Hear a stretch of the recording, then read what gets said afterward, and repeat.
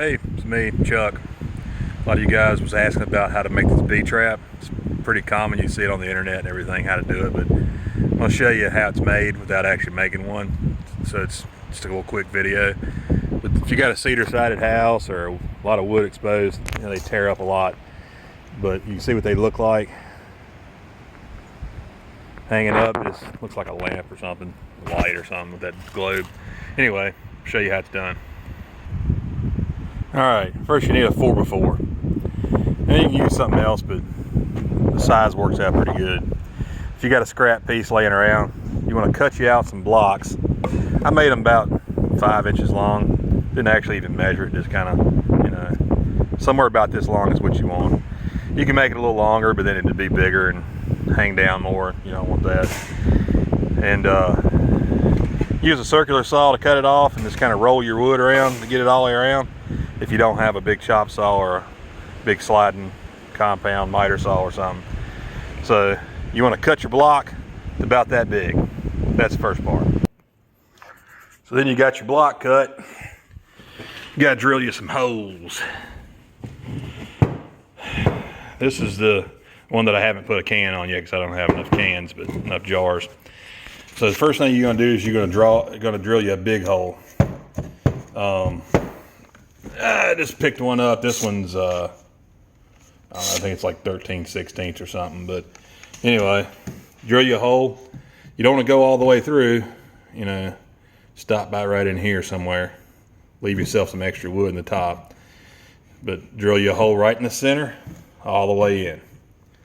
Then you're going to use like a 1/2 inch or so. You don't want it too small. You want it easy for them to get in. And you don't want it too big because then, it doesn't look like their typical hole. But anyway, you drill in at about a, it's a pretty steep angle like this till you go in and intersect this hole. You'll feel it when you hit it because it's a big hole. So when it punches through, you stop. And you do it all the way around in the middle. And so when you're done, all these holes will intersect the big hole. Then what you want to do is, before you do anything else, put you a staple in it. I use these electrical staples, but actually a fence staple would work better if it's got the rounded top, but I didn't have no fence staple, so I just use electrical staple. And you'll see people on the internet do them. They do them in the middle and hang them up from a string or something, but then the thing twirls around and every time the wind blows and rocks back and forth, and I don't think the bees care for that too much because they're looking for a place to build a nest, to lay their eggs.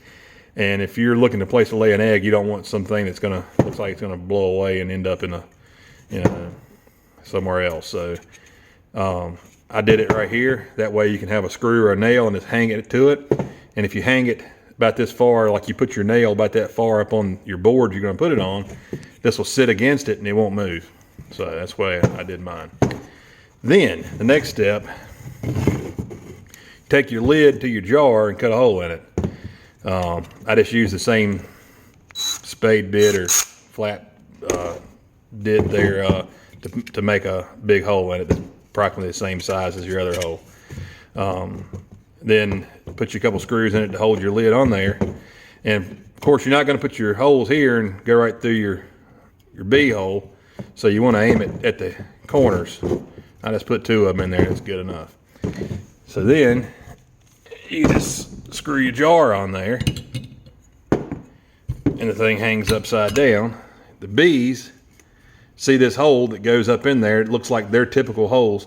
And of course, they bore these holes all in your wood, but they're kind of lazy, so they don't mind finding a hole already there.